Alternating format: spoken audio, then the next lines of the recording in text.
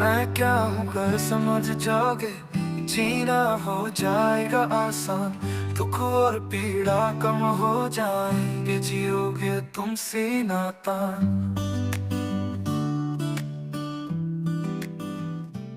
तो बाबा जी के प्रति कृतज्ञता अर्पित करते हुए सभी श्रेष्ठ बंधु भाइयों की तरफ कृतज्ञता अर्पित करते हुए आज विकल्प और अध्ययन बिंदु पुस्तक का पेज नंबर 19 जो सबसे लास्ट वाला पॉइंट है वहां से शुरू करेंगे। कल हमने पेज नंबर 19 पर जागृत जीवन की 10 क्रियाओं को देखा।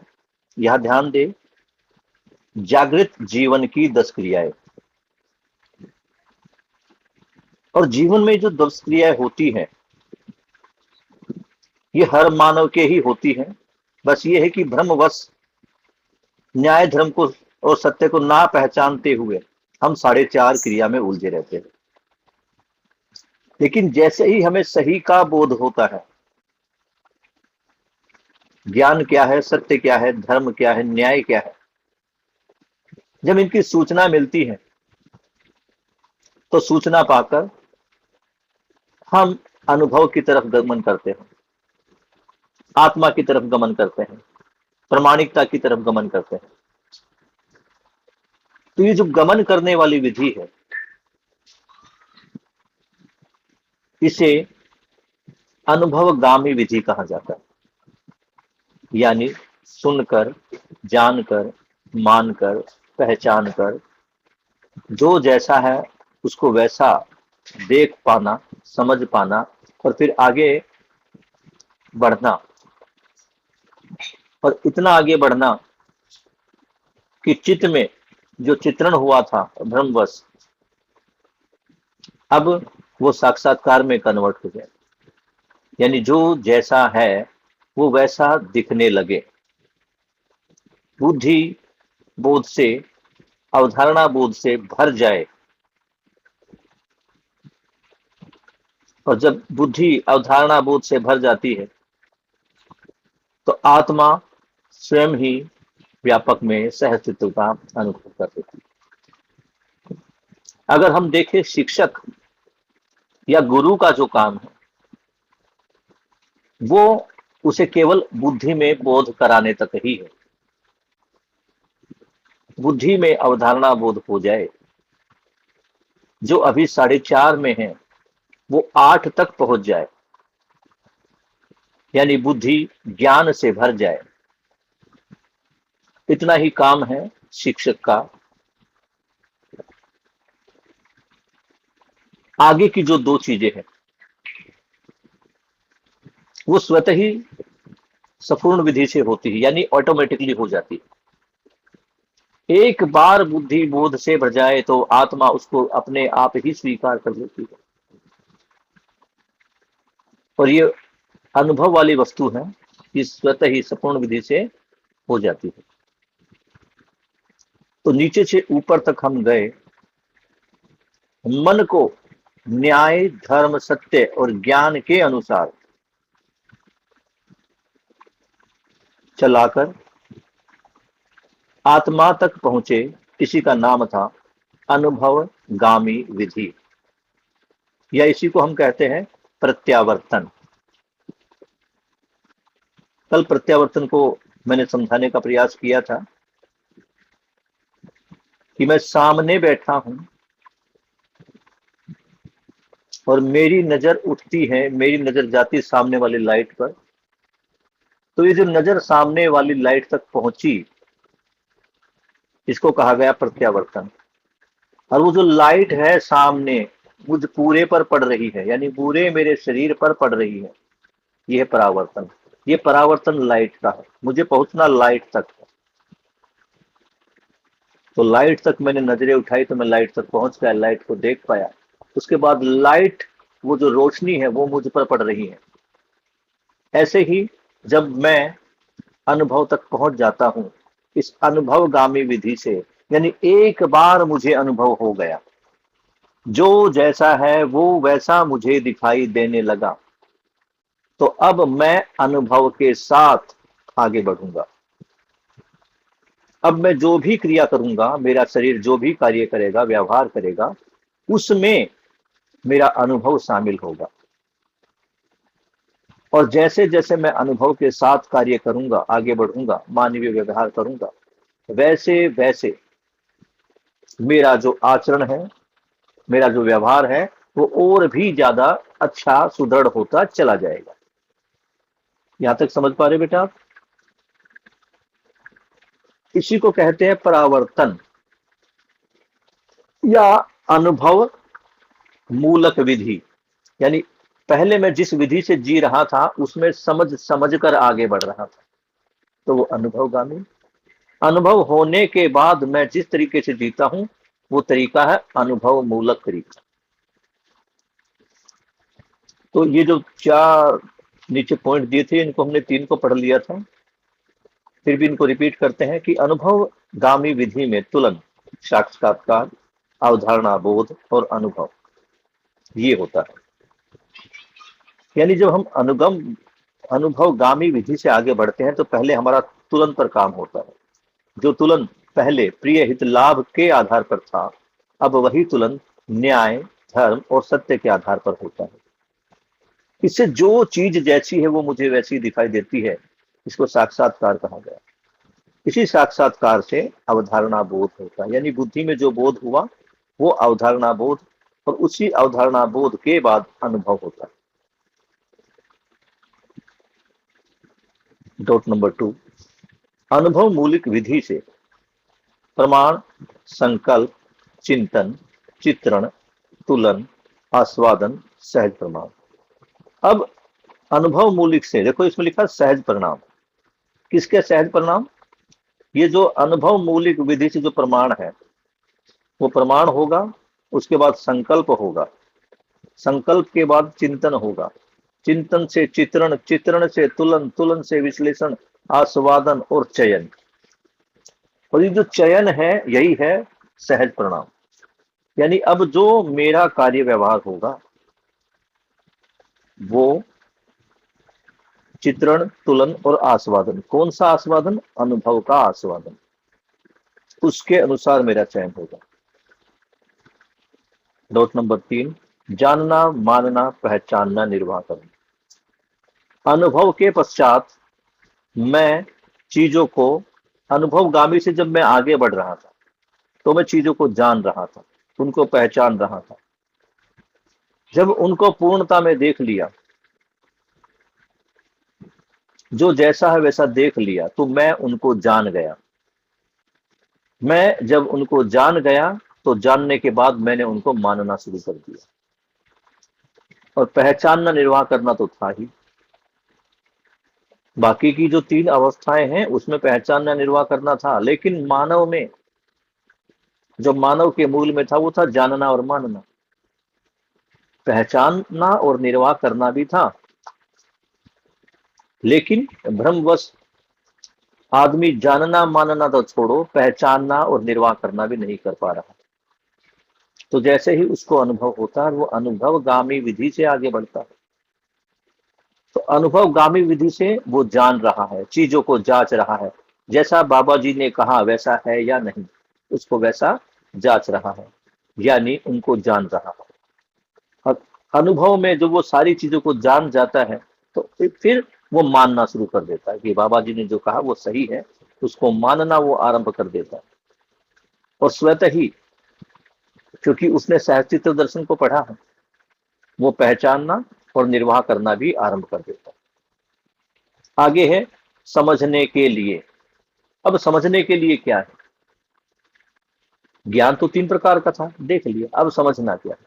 तो समझना है नियम, नियंत्रण, संतुलन, न्याय, धर्म और सत्य।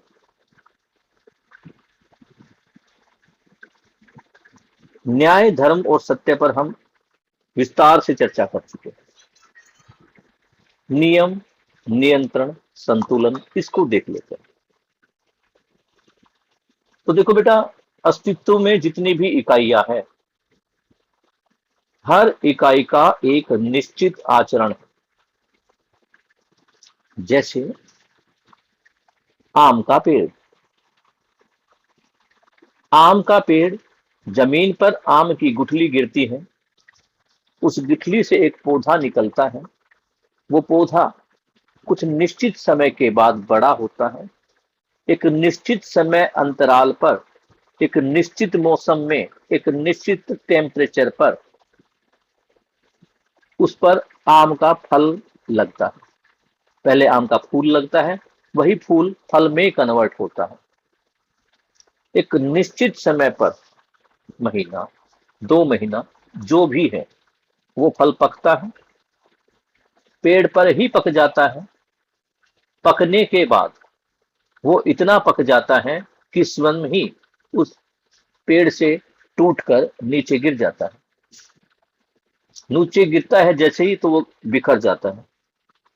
तो उसके अंदर जो पोषक तत्व थे, वो जो पका हुआ आम जब नीचे गिरता है, उस जो आम का जो रस है, उसका गुदा है, उसका छिलका है, उसकी गुठली है, वो सभी पृथ्वी के संपर्क में आकर उसमें स्पंदनशीलता होती है। उसमें छोटे छोटे कीड़े स्वतः ही जन्म लेते हैं और उसको मिट्टी में मिला देते हैं। वो जो गुठली है, वो तो साफ सुथरी होकर जमीन में दब जाती है और पुनः कुछ समय बाद अंकुरण प्राप्त करके वो फिर से एक पेड़ में कन्वर्ट होती है। तो यहाँ हम देखेंगे कि इस पेड़ का एक निश्चित आचरण है, यानी फल कब आएगा, कितने टेम्परेचर पर आएगा। यहाँ मेन वस्तु जो है वो टेम्परेचर है, वातावरण है। ऐसा क्यों है, मैं भी आपको थोड़ी देर बाद बताऊंगा। कई बार हमने देखा है कि फल जल्दी पक जाते हैं, कई बार फल देर से पकते हैं, लेकिन पकते हैं। तो जल्दी और देर से क्यों पकते हैं और उसी मौसम में क्यों पकते हैं? हम गेहूं का जो बुआई करते हैं वो जनवरी फरवरी में ही क्यों करते हैं? क्योंकि उसके लिए जो वातावरण चाहिए, जो ऊष्मा चाहिए, जो नमी चाहिए, ताप और दाब चाहिए, वो उसी मौसम में। गेहूं को आप और किसी मौसम में लगा के देखो, उतनी अच्छी फसल नहीं आएगी। आम का फल भी आपको गर्मियों में ही मिलेगा, सर्दियों में नहीं मिलेगा, क्योंकि इनका एक निश्चित आचरण है, निश्चित स्वभाव है। ये जो स्वभाव है और जो आचरण है, निश्चित आचरण, इसी को नियम कहा गया। हम किसी भी इकाई के निश्चित आचरण को समझ जाए तो इसका अर्थ है हम उसके नियम को समझ गए। नियम क्या है? हमारे जो लंग्स है वो शुद्ध हवा के लिए बने हैं। अगर हवा थोड़ी सी भी दूषित होगी तो वो हमारे लंग्स को प्रॉब्लम पहुंचाएगी। नियम ये है कि प्राणवायु जो है वो शुद्ध प्राणवायु हमारे फेफड़ों तक पहुंचनी चाहिए, तो हमारे फेफड़े लंबे समय तक जिएंगे। लेकिन जब हम नियम का विरोध करते हैं, हम अपने स्वास्थ्य को ध्यान में नहीं रखते, धूम्रपान करते हैं या ऐसी जगह पर रहते हैं जहां बहुत ज्यादा प्रदूषण है, बहुत ज्यादा जहरीली गैसें हैं, जैसे वो लोग जो बाईपास के आसपास, इस कूड़े के पहाड़ के आसपास या किसी नाले के आसपास रहते हैं, तो उनके फेफड़े जल्दी खराब होने की संभावना रहती है। तो यहां है आचरण को समझना, शरीर के अंगों के आचरण को, या प्रकृति में जो भी इकाई है, हर इकाई के आचरण को समझना। जब हम आचरण को समझेंगे तो उस इकाई के अस्तित्व को बनाए रखने में काफी योगदान होगा। जैसे अगर हम देखें तो हमारा दिल भी एक इकाई है, फेफड़े भी एक इकाई है, और ये संपूर्ण इकाइयां मानव शरीर में एक शरीर की इकाई के रूप में विद्यमान। तो इनका निश्चित आचरण है, ये निश्चित आचरण ही नियम कहलाता है। ये क्लियर है बेटा? हर इकाई का निश्चित आचरण। अगर हम पदार्थावस्था का भी देखें तो पदार्थावस्था का भी निश्चित आचरण है। निश्चित आचरण क्या है कि पानी कितने डिग्री सेल्सियस पर जमकर बर्फ बन जाएगा या कितने डिग्री सेल्सियस पर गर्म होकर भाप में कन्वर्ट हो जाएगा, यही नियम है। बर्फ को गर्म करेंगे तो पिघलेगी, ये नियम है। अब इसको आप नियम समझ लो या इसका ये आचरण समझ लो कि जैसे जैसे पानी एक निश्चित टेम्परेचर पहुंचेगा तो वो बर्फ के रूप में हो जाएगा, और अगर हाई टेम्परेचर से हो जाएगा तो वो भाप के रूप में कन्वर्ट हो जाएगा।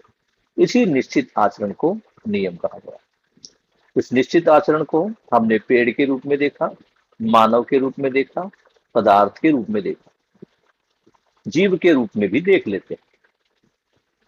अपने आसपास मिलने वाले जानवरों को देखो, कुत्ते, बिल्ली या चिड़िया, ये साल भर बच्चे नहीं देते। संतान उत्पत्ति के लिए इनका भी एक निश्चित महीना, आप जब इनका अध्ययन करोगे तो एक निश्चित समय है जब ये संभोग करते हैं और उनसे संतानें उत्पन्न होती है। ये इनका कार्यक्रम पूरी उम्र नहीं चलता, पूरा साल नहीं चलता। अगर हम मानव के व्यवहार को देखेंगे तो असली जानवरों वाला व्यवहार तो मानव कर रहे हैं, क्योंकि ये जानवर तो व्यवस्था में है। ये जानवर अपने स्वभाव में है, मानव का कोई स्वभाव नहीं है। मानव ये जो सेक्सुअल इंटरकोर्स करता है इसका कोई निश्चित समय नहीं है, उद्देश्य भी नहीं है। जबकि बाकी अन्य अवस्थाएं, जैसे मैंने गेहूं से ही लिया, एक निश्चित समय पर ही उसकी बुआई होती है और एक निश्चित समय पर ही उसकी फसल कटती है। अगर निश्चित समय पर हम फसल नहीं काटेंगे तो गेहूं खेत में ही खराब हो जाएगा। हर फल और सब्जी का यही आचरण है। इस आचरण को पहचानना है। जीव जंतु भी अपने आचरण सहित, अपनी व्यवस्था सहित है और अगली व्यवस्था में भागीदारी, यही नियम है। त्वय सहित होना ही नियम है। मानव त्वय सहित नहीं है, स्वयं को नहीं पहचान पाया। इसलिए बाबा जी ने जब मानव की कैटेगरी बनाई, 5 कैटेगरी बनाई, तो उसने अभी जो मानव है उसको अमानवीयता में रखा, क्योंकि उसका जो आचरण है वो जानवरों वाला है या राक्षसों वाला है। अब नियंत्रण क्या है? नियम समझ में आ गया कि हर इकाई का एक आचरण है, एक व्यवस्था है, वही नियम है। ये जो आचरण है इसकी निरंतरता बनी रहे, ये कंटिन्यू रहे, ये निरंतरता टूटे ना, इसी को कहा गया नियंत्रण। मध्यस्थ दर्शन में नियंत्रण का अर्थ है बने रहना, कंटिन्यूटी में रहना। अगर हम देखते हैं तो नीम का पेड़ आज तक नियंत्रित है। नियंत्रित होने का मतलब है आज तक बना हुआ है। जितनी भी अवस्थाएं हैं, चारों अवस्थाएं नियंत्रित हैं। क्यों? क्योंकि जो उनका नियम है वो कंटिन्यूटी में है, वो निरंतरता में है, उनका नियम ही भंग नहीं हुआ। मानव दुख में है क्योंकि मानव का जो नियम है भंग हो गया। क्यों? क्योंकि मानव ने उसको समझा ही नहीं, जाना ही नहीं।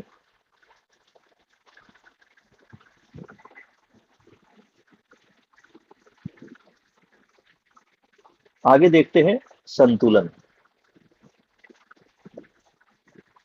त्वय सहित व्यवस्था और संपूर्ण व्यवस्था में भागीदारी, इसी को संतुलन कहा गया। अगर हम नॉर्मल भाषा में देखें तो बैलेंस बना रहे, इसी को संतुलन कहा गया। हम अगर बाबा जी की डिक्शनरी खोल के देखते हैं और यहां पता करते हैं कि संतुलन का अर्थ क्या है,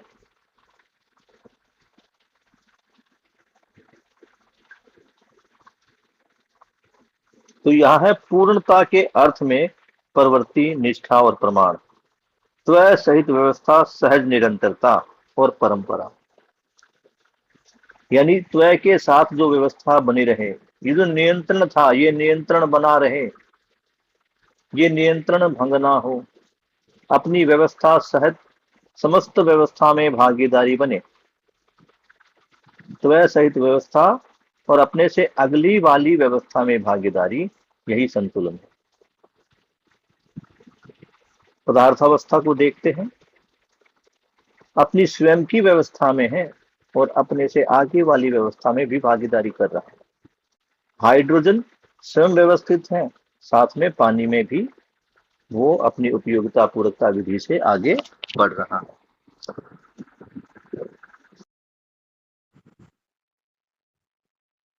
क्लियर है बेटा जी? न्याय धर्म सत्य को हम समझ चुके। सह अस्तित्व, विकास क्रम, विकास, जागृति क्रम और जागृति, यानी अभी तक जिन विषयों पर हमने बात की और जिनको समझना है वो थे नियम, नियंत्रण, संतुलन, न्याय, धर्म और सत्य। ये हमारी समझ में आ गए। अब किसको समझना है? सहअस्तित्व। मेरे ख्याल से सहअस्तित्व को तुम अच्छी तरह से समझ गए। अगर किसी को भी सहअस्तित्व को समझने में दिक्कत है, नहीं समझ में आया, हैंड रेज करके दोबारा समझते। सर जी, आपने एक सेंटेंस में बीच में बोला था अंतरा, क्या बोला तो था? मतलब मेरे को ना इसका मीनिंग जानना है। क्या बोला था? आपने ही अभी जब क्लास स्टार्ट हुई थी तो स्टार्टिंग के सेंटेंस में बोला था आपने अंतरा। अंतरा? हाँ, अंतरा तो मैंने कुछ नहीं बोला। बोला था सर, आपने किसी सेंटेंस में बोला था, मेरे को ना इसका मतलब जानना है। ठीक है, अभी तो मैं किसी संगीत की दृष्टि से मैं अंतरे को समझता हूँ, उसको तो बता सकता हूँ। कोई संदर्भ दो, कोई लाइन दो जो मैंने बोला है अभी, मेरे को तो ध्यान नहीं आ रहा। कोई लाइन तो बोली होगी ना, उसमें कोई लाइन होगी, आगे पीछे भी कोई शब्द होगा।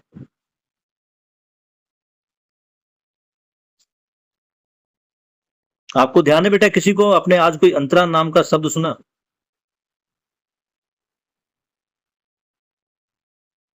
शानवी, आपने सुना बेटा कोई अंतरा? अंतराल तो हो सकता है।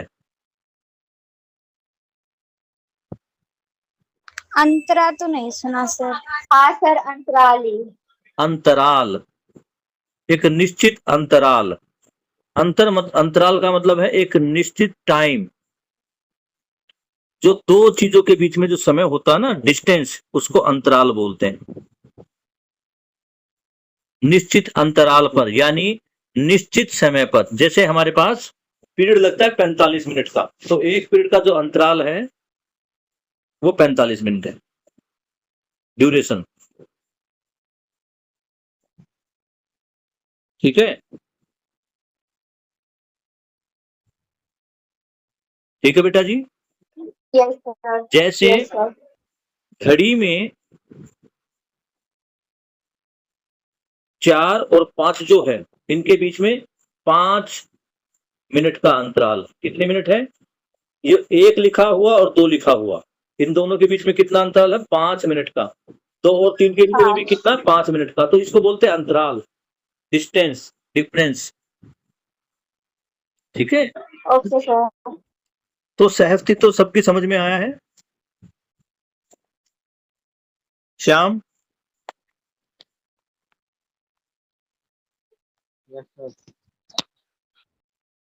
सहअस्तित्व तो समझ में आया बेटा? आपकी आवाज कम आती है।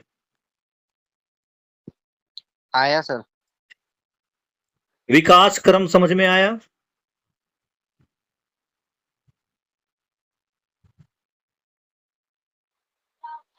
हाँ सर, एक बार थोड़ा सा मतलब विकास क्रम में मतलब मोटा मोटा क्या था, एक बार थोड़ा सा बता दो। फिर से समझ ले। जस्ट मोटा मोटा। विकास क्रम का मतलब है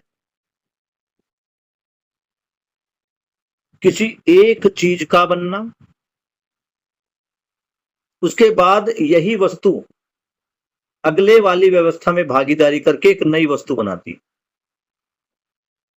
तो पहले ये बना, उसके बाद ये बना, फिर ये बना, फिर ये बना, फिर ये बना। इसको कहा गया विकास क्रम।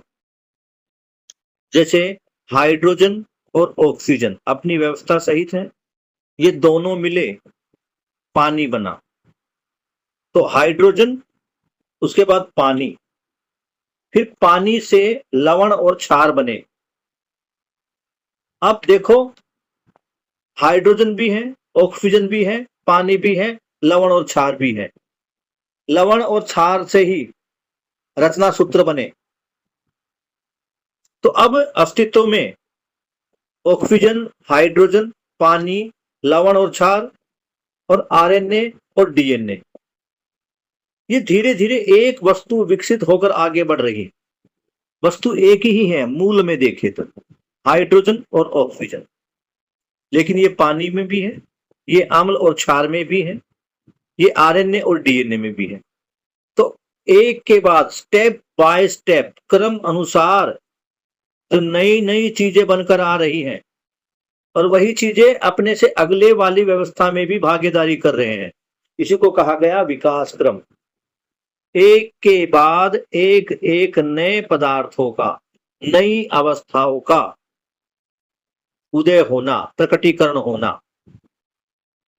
तो विकास क्रम, विकास चल रहा है और विकास हो गया। क्या हुआ विकास में? गठन पूर्णता। तो गठन पूर्णता पर आकर रुक गए तो ये विकास कंप्लीट। इससे आगे कुछ और विकास नहीं। हाँ, कुछ नए नए पदार्थ बनते रहेंगे। अभी 120 के आसपास पदार्थ वैज्ञानिकों ने खोज लिए हैं, और भी होंगे। ये नहीं कि 120 ही होंगे, और भी, लेकिन पहचान में अभी जो आए हैं वो 120 है। तो जब ये धीरे धीरे गठन पूर्ण हुआ, यानी एक ऐसा परमाणु बन गया जिसको अपना कोई उसके पास कोई किसी अंश में कुछ फालतू है या कुछ कम, वो कंप्लीट है, इसको बोला गया विकास। तो जैसे विकास हुआ, गठन पूर्णता हुई, तो चैतन्य इकाई आई। चैतन्य इकाई आई तो जीव जंतु आए। जीव जंतु आए तो जब जीव जंतुओं में विकास हुआ तो मानव आया। अब मानव आ गया है। अब मानव समृद्ध मेधस के साथ है, समझने वाला है, जानने, मानने, पहचानने और निर्वाह करने वाला। अब जीवन का उद्देश्य क्या है, इसको देखना। जीवन क्या चाहता है? जीवन चाहता है जागृति। तो यहां से जैसे ही चैतन्य इकाई बनी, अब यहां से एक नई चीज चल पड़ी, जागृति क्रम। क्रम का मतलब है रास्ता, जागृति का रास्ता, जिस पर धीरे धीरे करके एक एक मंजिल है। अगर हम जीवन क्रम में देखें, जीवन क्रिया में देखें, तो ये जो 10 कदम है, ये चयन, आस्वादन, तुलन, विश्लेषण, चित्रण, साक्षात्कार, ये स्टेशन है। 1 बाय 1 एक एक स्टेशन पर पहुंचना, इसे कहा गया जागृति क्रम। और जब हम समझ गए, समझकर प्रमाणित करने लगे, अनुभव में आ गया, और उस अनुभव को अपने आचरण में ले आए, अपने व्यवहार में ले आए, तो इसे कहते हैं जागृति। यहां एक मानव की जागृति निश्चित होगी, एक मानव जागृत हो गया। और जब पृथ्वी का सकल मानव जागृत हो जाएगा तो इसे कहेंगे जागृति पूर्णता। तो समझने के लिए क्या था? पहले पॉइंट में नियम, नियंत्रण, संतुलन, न्याय, धर्म, सत्य। और दूसरे पॉइंट में वो क्या बता रहा है? सहअस्तित्व। इस सहअस्तित्व में विकास क्रम, फिर विकास, जागृति क्रम, फिर जागृति, और फिर जागृति पूर्णता। क्लियर है बेटा? आगे बढ़े। Yes sir. अब अध्ययन विधि। और हाँ, 21 तारीख को हापुड़ में श्री राम भैया आ रहे हैं। श्री राम भैया मेरे फेवरेट, मेरे पसंदीदा प्रबोधकों में से एक है। उनकी जीवन शैली, उनकी सरलता, उनकी मासूमियत देखते ही बनती।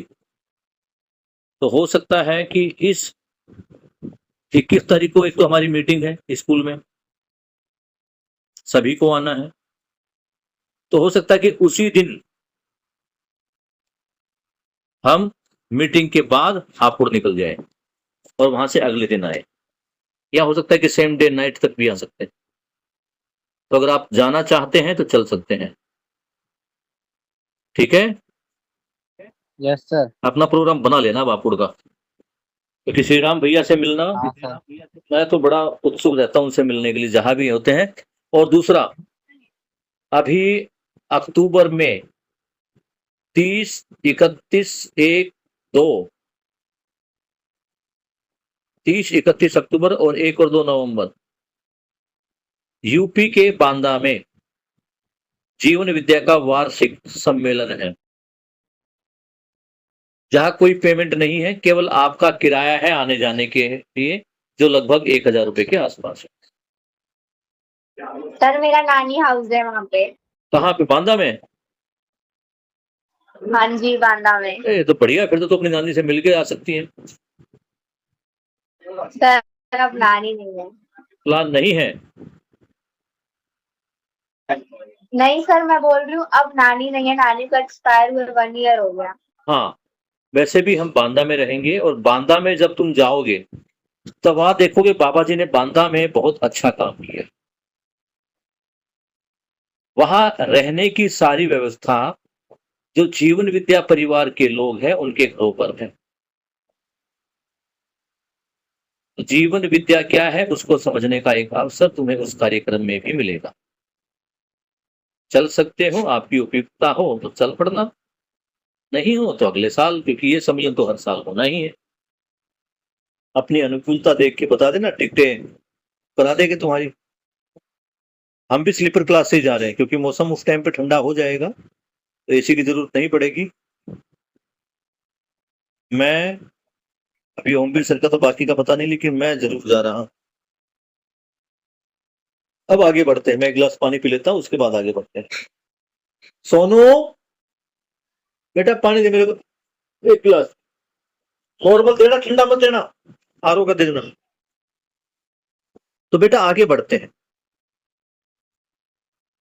ये देख तो लिया कि जानने की वस्तु क्या है, इन्हीं को जानना, बस ज्यादा तो कुछ है नहीं। बाबा जी ने जो अभी कुछ पॉइंट पर बात की।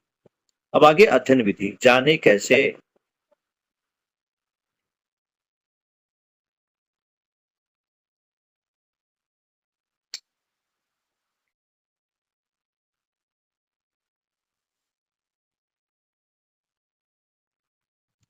मध्यस्थ दर्शन प्रस्ताव।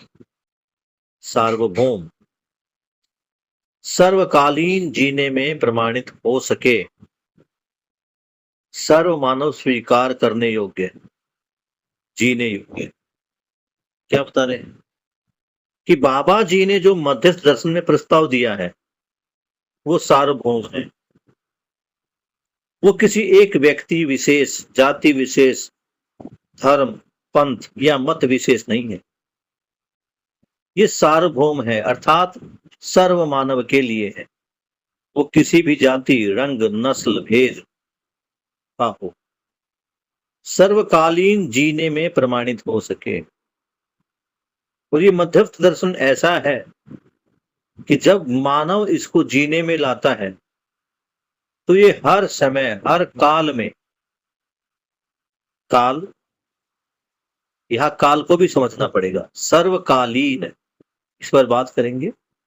तो सर्वकालीन जीने में प्रमाणित हो सके, यानी ये मध्यस्थ दर्शन ऐसा है कि इसे हर मानव स्वीकार कर सकता है, और ये स्वीकार करके जीने लायक है।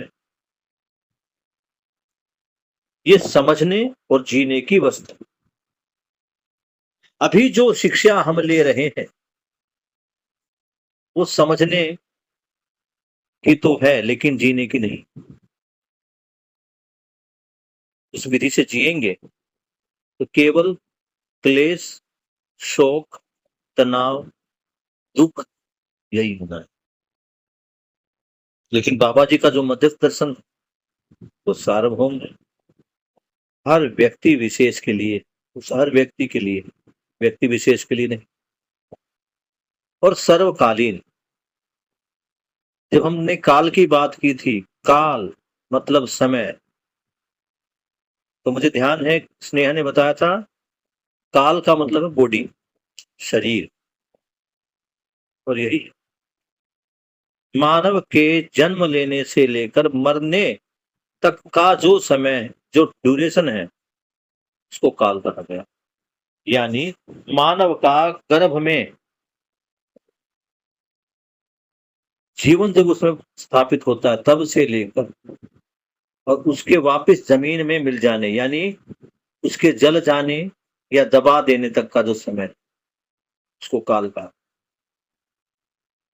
यह काल को अलग अलग भागों में बांटा है। सर्वकाल का मतलब है हर काल में, तो हर काल का मतलब, इसका मतलब काल एक तो नहीं है, काल कई भागों में बटा हुआ है। तो सर्वकाल यानी जो बच्चे का शिशुकाल,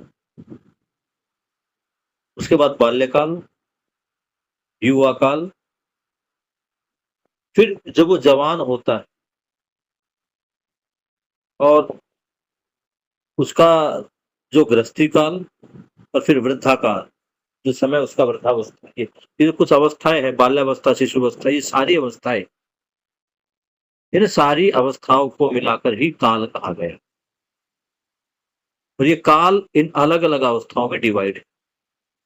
तो बाबा जी क्या बता रहे हैं कि सर्वकालीन जीने में प्रमाणित हो सके।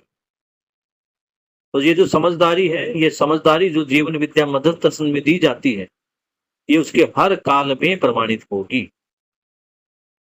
अगला क्या है? अध्ययन विधि। समझना कैसे, जानना कैसे। तो बाबा जी पहले ही कहते हैं, और आपने जितने भी शिविर लिए हैं उस शिविर में सबसे पहले एक ही बात नोट की जाती है कि आपको मानना नहीं है। आपने जीवन विद्या के इतने शिविर लिए, दो दो शिविर तो सब ले ही चुके, श्याम ने एक ही लिया, बाकी सब तो 2 3 4 ले चुके। तो हर एक शिविर में लिख दिया जाता है कि आपको मानना नहीं है, जानना। दूसरा, हम यहां पर आपको कोई उपदेश नहीं देंगे। जैसे आप किसी भी धार्मिक सभा में जाओ या किसी भी सभा में जाओ, स्कूल में भी जाओ, तो क्या कहते हैं? माता पिता की सेवा करो, सदा सत्य बोलो, स्कूल समय पर आओ। लेकिन जीवन विद्या के शिविर में ऐसा आपको कुछ नहीं कहा जाता। बस एक निर्देश ये दिया जाता है कि आप सब समय पर आ जाए ताकि आपकी कोई वस्तु छूटे ना। और ये भी सलाह है, इसमें किसी तरह का कोई प्रवचन नहीं। तो बाबा जी क्या बता रहे हैं? अध्ययन विधि में क्या है कि सबसे पहले जब हम मानने का है उसको छोड़ना है, हमने क्या करना है? जानना। जानने के लिए जांचना, और जांचने के लिए 3 विधि बाबा जी ने दी, यह इनको समझना। निरीक्षण, परीक्षण और सर्वेक्षण। ये शब्द किस किसने सुने हैं? निरीक्षण, परीक्षण और सर्वेक्षण। अपना हाथ खड़ा करके या माइक ऑन करके मुझे बताइए, शब्द पहले किस किसने सुने हैं? एक सानवी, सर मैंने। स्नेहा, अंजलि,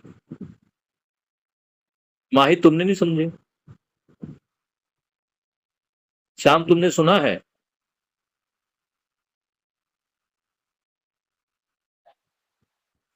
कहाँ सुना बेटे, कब सुना बताओ?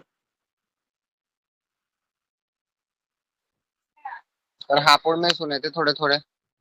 ठीक है, तो मुझे निरीक्षण कौन है, क्या कौन बताएगा? तुम्हारा भी रिवीजन हो जाएगा। माही तुमने नहीं सुना निरीक्षण, परीक्षण, सर्वेक्षण? नहीं सर, मैंने तो नहीं सुना। ठीक, आज सुन लो, कोई बात नहीं। तो निरीक्षण का अर्थ कौन है, कौन बता सकता है? स्नेहा, शानवी, अंजलि, कौन बताएगा? सर निरीक्षण मतलब जांच करना कि जो चीज हुई वो सही हुई या गलत हुई, निरीक्षित करना। बढ़िया। तो निरीक्षण कहाँ किया जाता है ये देखना है। कौन गायब हुआ? शानवी गायब। शानवी। अच्छा, कोई बात नहीं, कोई नेटवर्क इशू होगा। तो स्नेहा तुम बताओ निरीक्षण क्या है बेटा? सर निरीक्षण के अंदर जैसे इंस्पेक्शन होते हैं ना, किसी भी चीज की निरीक्षण करना, उस चीज को ऑर्गेनाइज करना या फिर उस चीज के संदर्भ में उस चीज को निरीक्षण यानी गाइड करना। जैसे उस चीज को निरीक्षण करना, मैं इस चीज के निरीक्षण में खड़ी हूँ, मैं इस चीज के गाइडेंस में खड़ी हूँ। नहीं। अंजलि?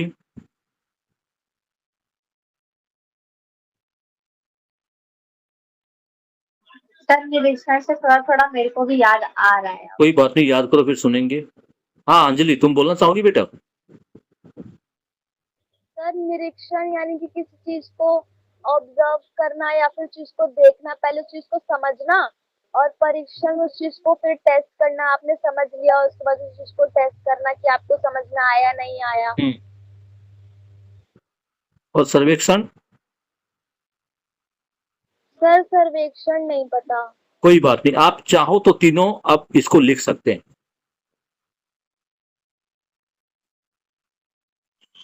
ठीक है, अब मैं तुम्हारे को एक टास्क देता हूं। तुम सबके हाथ में एक एक हरी मिर्च मैंने दे दी और मैंने कहा हरी मिर्च मीठी है, खाकर देखो।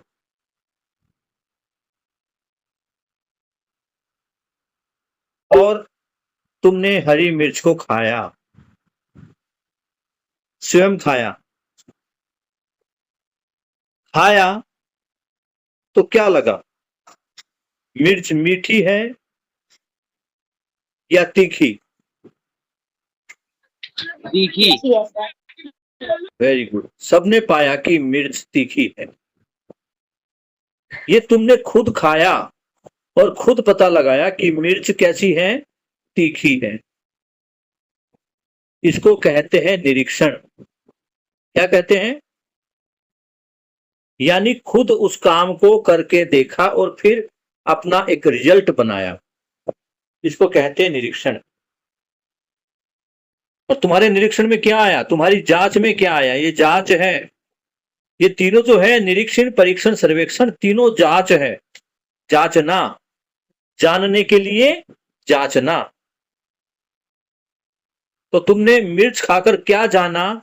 मिर्च कैसी है? कैसी है मिर्च? बोलो। तीखी। तीखी। Very good. तो ये मैंने जांच लिया अपने अंदर। तो जब मैं किसी भी चीज को अपने अंदर में जांचता हूं तो इसे कहते हैं निरीक्षण। फिर तुमने आपस में बात की, तो अब तुम आपस में एक दूसरे के साथ जांचो। अब शानवी पूछेगी अंजलि से, अंजलि मैंने मिर्च खाई, सर ने कहा था मीठी है, मेरी तो तीखी निकली, तुम्हारी कैसी निकली? उधर शानवी बात कर रही है श्याम से, अरे श्याम भाई सर ने कहा था मिर्च तो मीठी है, मैंने खाया तो तीखी निकली, तुम्हारी कैसी निकली? फिर तुम पांचों टकरा गए और पांचों आपस में बात कर रहे हो, अरे सर ने कहा था मिर्च तो मीठी है। तो अभी जब तुम इसको आपस में जांच रहे थे, ये माही और अंजलि, शानवी और श्याम और स्नेहा और अंजलि, ये जो तुम आपस में जांच रहे थे, इसको कहते हैं परीक्षण। परीक्षण क्या है? निरीक्षण में तो मैंने अपने आप में जांचा, फिर परीक्षण में जांचा औरों के साथ। क्या सबके साथ ऐसा ही है?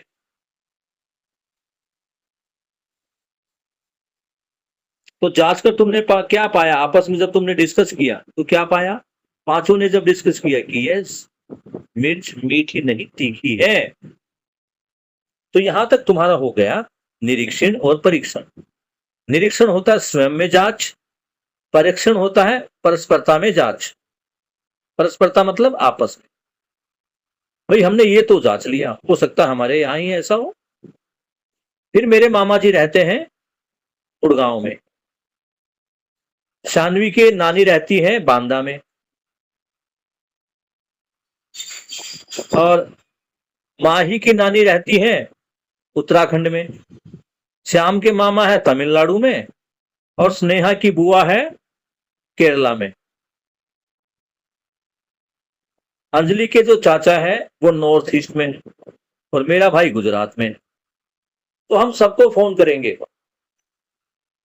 अगर भाई हमारे सर ने कहा है ये जो हरी मिर्च है ये मीठी होती है, तुम भी जांच करके बताओ, तो सब अपनी अपनी जांच करेंगे और फिर तुम्हारे को फोन करके बताएंगे भाई ये तो तीखी है, ये तो तीखी है, ये तो तीखी है।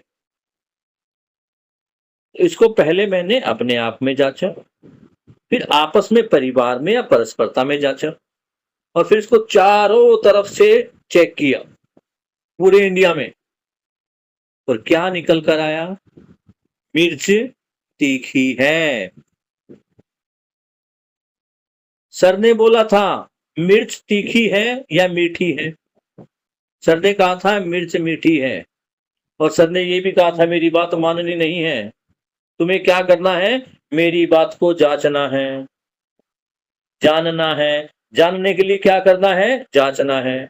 जांचना कहाँ है? पहले स्वयं में निरीक्षण, फिर आपस में परीक्षण, और फिर सबसे पूछ पूछ कर सर्वेक्षण। स्कूल वाले सर्वे करते हैं ना, जनसंख्या वाले भी सर्वे करते हैं, वो सबसे पूछते हैं, इसलिए उसको नाम दिया गया सर्वेक्षण। तो यहां इस निरीक्षण, परीक्षण और सर्वेक्षण से मैंने क्या पाया? मिर्च खाने में तीखी होती है। इसको तुमने जांचा है और जांच कर इसको जाना है, तो जो चीज जान ली, जिस चीज को जांच लिया उसको मान लो। समझ में आ गई? हम क्या कर रहे हैं? हम बिना जांचे और बिना जाने मान रहे हैं।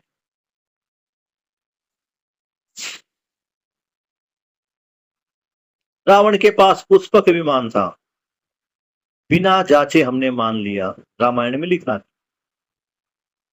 रावण ऐसे ताली बजाता था, विमान आ गया, 2 ताली बजाई, विमान गायब। जब रावण वन से उठाकर सीता को लेकर गए तो उसकी कैपेसिटी 2 लोगों की थी, 2 लोग आराम से गए थे। इसी पुष्पक विमान में जब राम और रावण का युद्ध हुआ, रावण मारा गया, और ये देख लिया कि मुझे 20-14 साल में अयोध्या वापस जाना है, अयोध्या जाने में समय ज्यादा लगेगा क्योंकि पैदल यात्रा होती थी। तो विभीषण ने कहा भैया आप ये रावण वाला पुष्पक विमान ले जाओ। अब उसमें अगर राम, सीता और लक्ष्मण को ही आना था तो कंफर्टेबल था। तुलसी रामायण में लिखा है कि जितने वानर थे, जिनकी संख्या 2 करोड़ के आसपास थी, उन्होंने कहा प्रभु राम हम भी आपके वहां अयोध्या में जाकर आपकी अयोध्या नगरी में घूमना चाहते हैं। तो तुलसी ने लिखा है कि रामायण, वो भगवान राम अपने साथ उन सभी वानर सेना को लेकर पुष्पक विमान से अयोध्या पहुंचे। अरे कितना बड़ा पुष्पक विमान है जिसकी कैपेसिटी 2 करोड़ बंदरों की है, और हमने मान लिया जो भगवान है कुछ भी कर सकते हैं। लेकिन जांच तो लो, वो जहाज जिसमें 2 करोड़ बंदर एक साथ बैठ पाए कितना बड़ा होगा भाई। तो इसलिए कहा गया है मानना केवल आस्था का प्रतीक है। भाई भगवान है कुछ भी कर सकते तो मान लिया, लेकिन यहां क्या कहा जा रहा? आप कब मानो? जब आप उसको जान लो, और जानना कैसे है? जांच के बाद। यहां तक क्लियर है बेटा जी?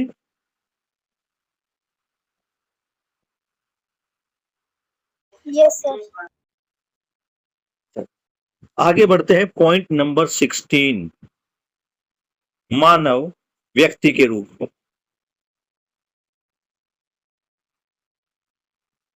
मानव व्यक्ति के रूप में क्या चाहता है? समाधान संपन्नता। हर मानव समाधानित होना चाहता है। ये क्लियर है? समझ में आ रहा है? हर मानव को क्या चाहिए? सुख। सुख बराबर है समाधान, और समाधान का मतलब है समस्या से मुक्ति। तो हर आदमी यही चाहता है। दूसरा, मानव व्यक्ति के रूप में और क्या चाहता है? वो चाहता है जागृति संपन्नता, यानी वो समझदार हो जाए, अस्तित्व में जो वस्तु जैसी उसको वैसा देख पाए, ये समझ पाए कि अस्तित्व ही सह अस्तित्व है। इसी को कहा गया जागृति संपन्नता। तो मानव व्यक्ति के रूप में दो ही चीज चाहता है, पहला समाधान संपन्नता और दूसरा जागृति संपन्नता। व्यक्ति के रूप में, व्यक्ति मतलब स्वयं में। आदमी को अपने लिए क्या चाहिए? समृद्धि चाहिए परिवार के लिए। स्वयं में क्या चाहिए आदमी को? समाधान। समाधान कैसे आएगा? जागृति पूर्वक। तो जागृति भी चाहिए, ये चाहना है मानव की। दूसरी, हमने एक शब्द देखा यहां पर आया, मानव मानव मानव। आपने कई बार सुना होगा, शरीर भी कई बार सुना होगा। मानव शरीर और जीवन का संयुक्त अभाज्य रूप है, ये भी कई बार आपने सुना। ये व्यक्ति आज आया है,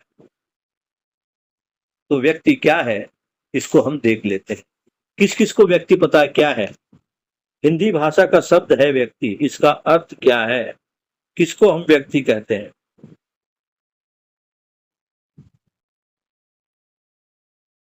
क्या लगता है आपके अनुसार कौन है व्यक्ति? आप सभी व्यक्ति हैं, तो आपके अंदर ऐसी कौन सी खुश वस्तु है जिसके कारण आपको व्यक्ति कहा जाता है?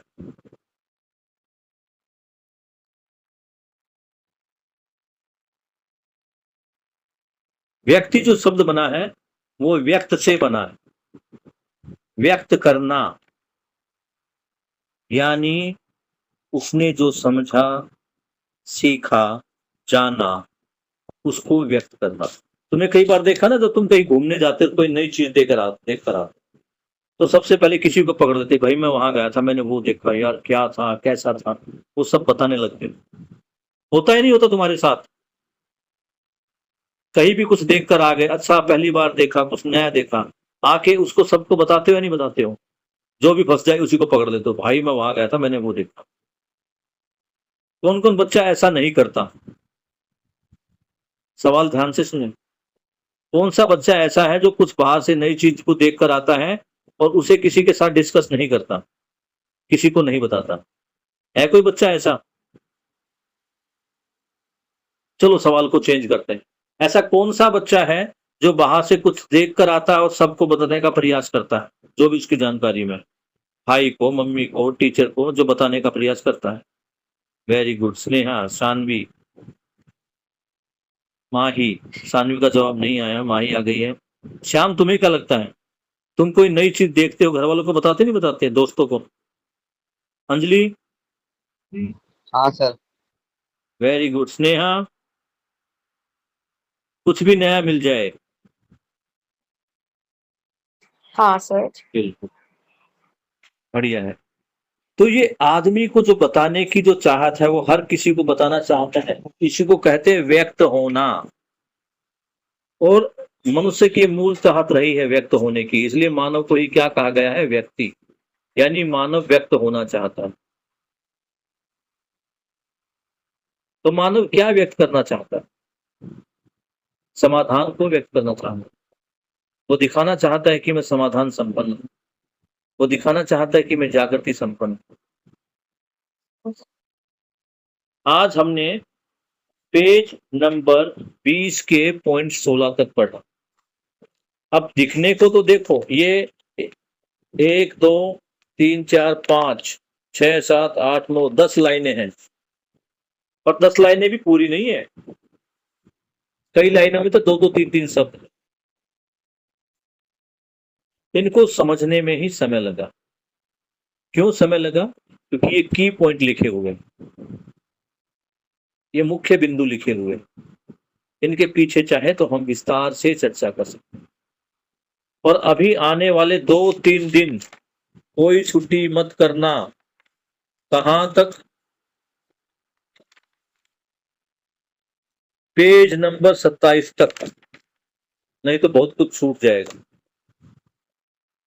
कि जो दिन हम बात करे थे ना मूल्यों की, 30 मूल्य, इन सभी 30 मूल्यों पर यहाँ विस्तार से चर्चा है।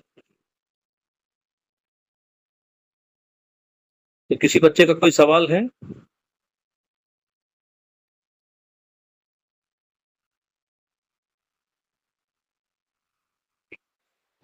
सर हाँ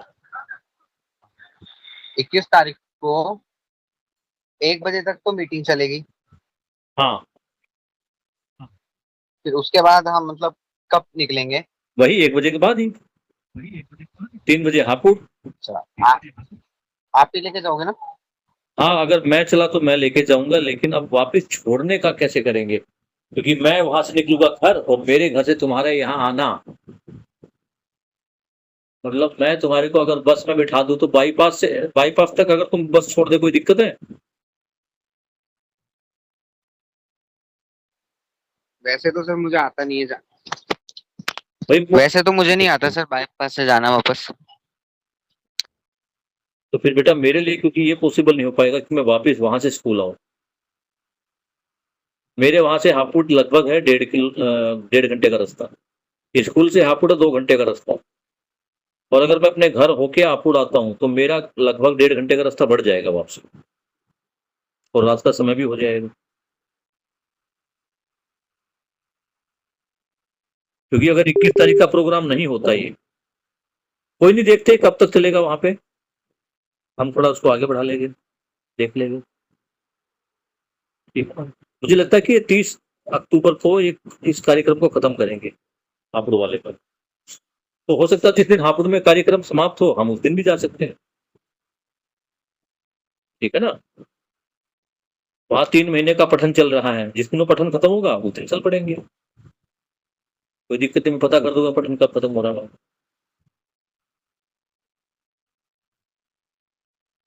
ठीक है, और नहीं तो हो सकता समाप्ति वाले दिन तो पूनम दीदी भी आए, तो पूनम दीदी आएगी तो पूनम दीदी के साथ तुम निकल आना, ठीक है?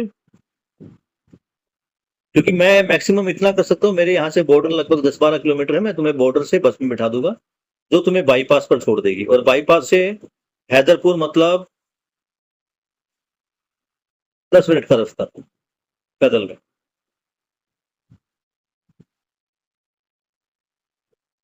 मेट्रो के आसपास तुम्हें छोड़ देंगे और वहां से अपना निकल जाना। स्नेहा का तो घर वही आसपास में ही है, बाकी डिस्कस कर लेंगे, अभी पूरा हफ्ता पड़ा है, ठीक है ना?